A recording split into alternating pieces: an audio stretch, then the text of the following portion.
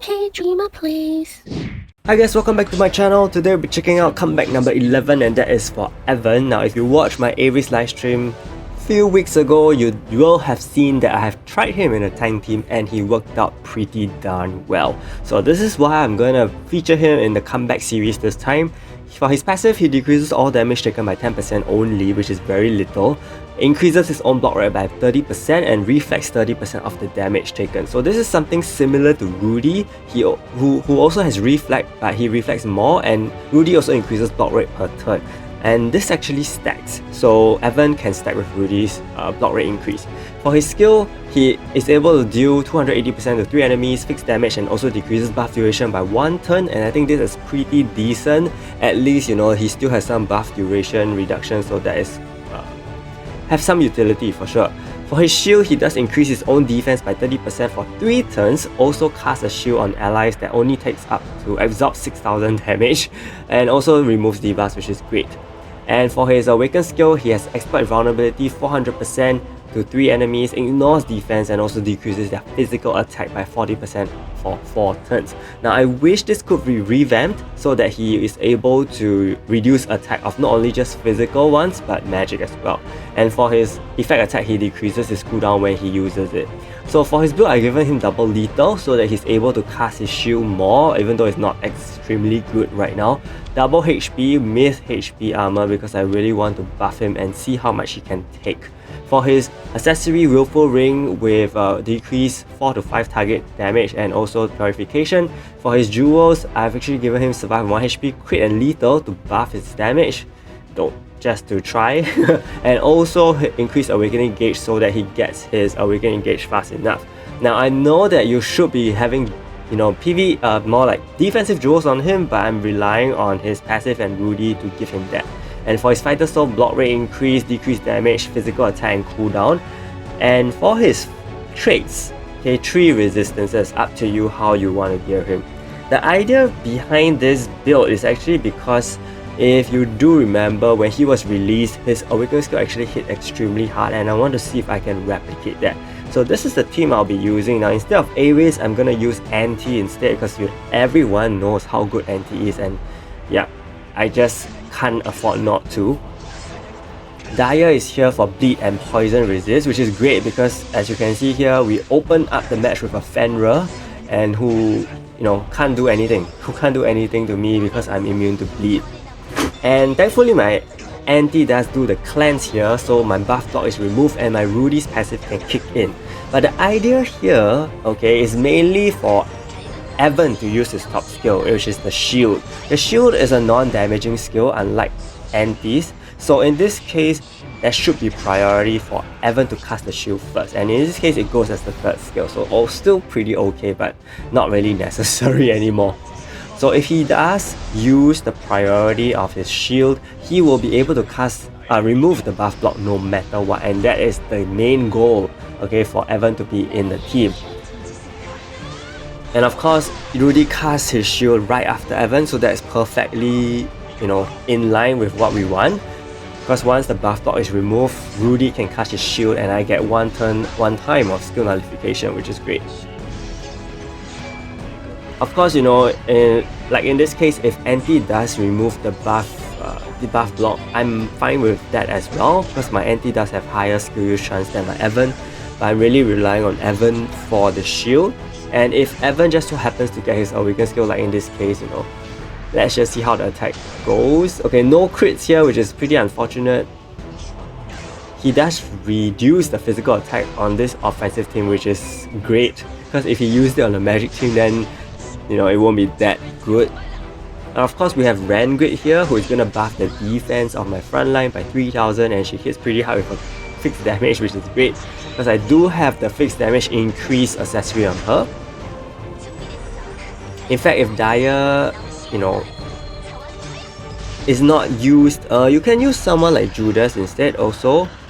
That would be fine as well. So you can see that the damage I'm taking is actually not a lot, and with Daya around, she's actually healing my team every time Anti kills someone. So I'm currently at full health again, which is amazing. and I have 2 debuff cleansers, so I'm not too afraid if I get hit with Agnes Flame or I get hit with Death. Again, I get a heal because right now my Ranger is gonna kill both of the enemies. Amazing. And of course, with a high level rule, I think that is also one of the main things to get the damage all the way down. And here we meet the Death team, and I was a little apprehensive at first, but I wanted to see how the match would go because as I said, I do have 2 cleansers, so hopefully my cleanse would work. He lands the Death here, and unfortunately my Rudy used his shield first, but thankfully my Evan actually held back and used the cleanse only after the Chris landed the Death, so that was perfect, and I was actually super thankful for that. So hopefully my anti doesn't cleanse too fast as well. But as you know, the buff block is also gone with the Death CC, so right now my defense and block rate are going to go up. Unfortunately, the direct kills Dire here, so I'm not immune to bleed and poison, but thankfully I don't think he has any hero on his side that can do that. I think his status cast rate is not that high somehow, because his Chris wasn't able to hit me with the Death, or maybe he doesn't have Death on basic attack, I'm not too sure, but definitely the cast rate seemed to be an issue. And I do realize that most of my team are relying on fixed damage. Like, I literally have 4 units, but all my units have fixed damage skills. Whether it's on the Awaken skill, you know, or the regular skill, wow, it's kind of wild there. So if I meet a platoon, I definitely will get destroyed or really just checked very hard because my fixed damage won't be able to proc. So here Evan goes because my whole team is electrified. The damage is, you know, not too great. I mean, after all, he is a defensive hero, and the block rate of the enemies is also pretty high. Everything was blocked. So my team is heavily CC'd right now. I wish Evan used the cleanse, but nope. My Grid went in and killed everyone, so that's great. And we overcame a Death team just like that. But I guess the Death team could have done more. I could have died much faster. Here we meet another offensive team, which is really great, in line with what Evan nerfs. The only way I feel that he can really destroy me is through Agnes Flame. And I really hope that they do give Evan a buff, because I think he is extremely viable right now, even now that buff block has changed. I know I made a video on how, like in this case, see, he cleanses Agnes Flame so well.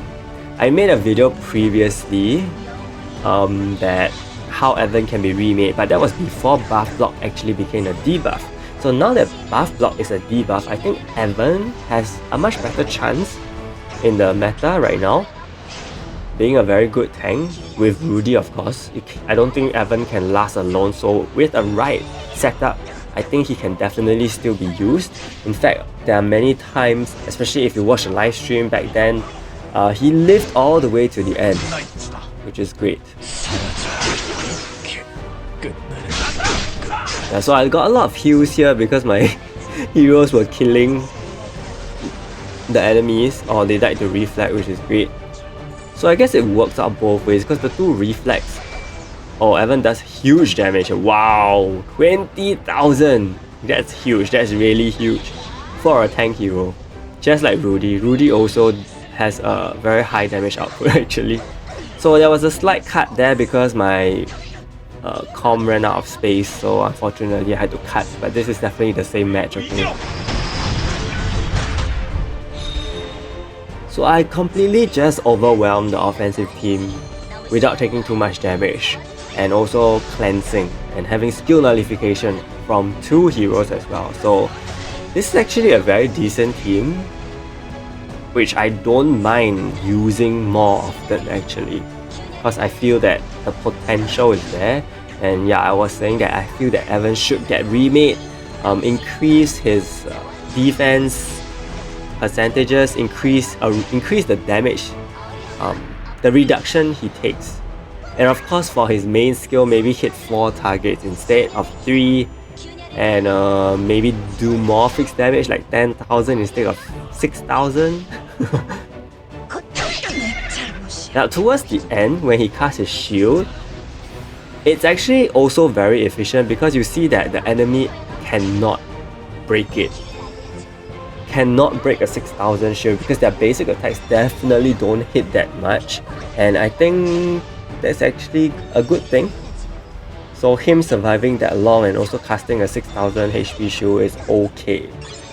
Of course, I wish that the HP shield could be a little more, but I think, you know, in this circumstance where he is actually durable and long lasting, it's okay. Because I remember that Scoot actually has a shield casting skill as well, but she is not exactly the most tankiest unit, so when used early it doesn't make much sense because the enemy still can do a lot of damage to you, but towards the later end when shields are casted, it really is quite good.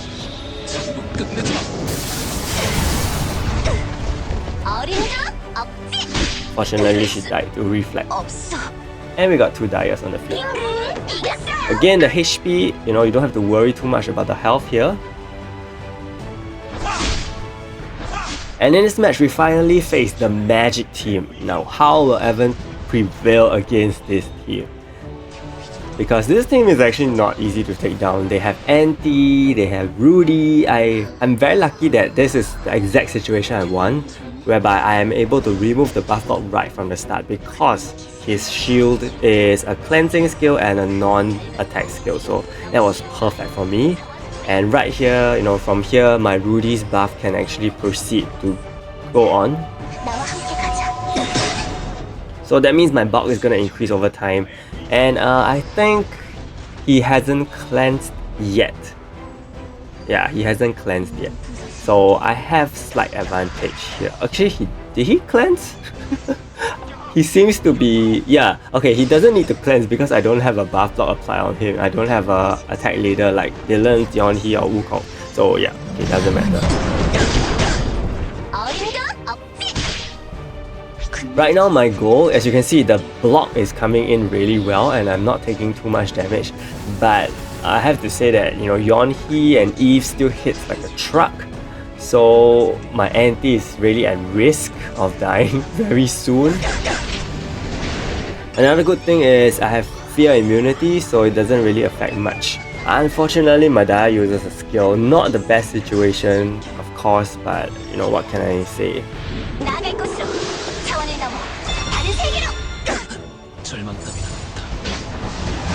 Again, not a lot of damage, as you can see, because of the defense increase and block rate.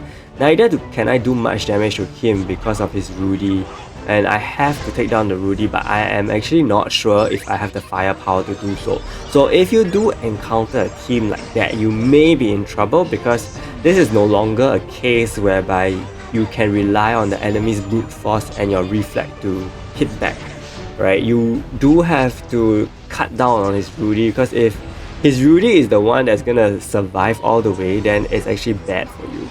And I think that's one of the problems with this team.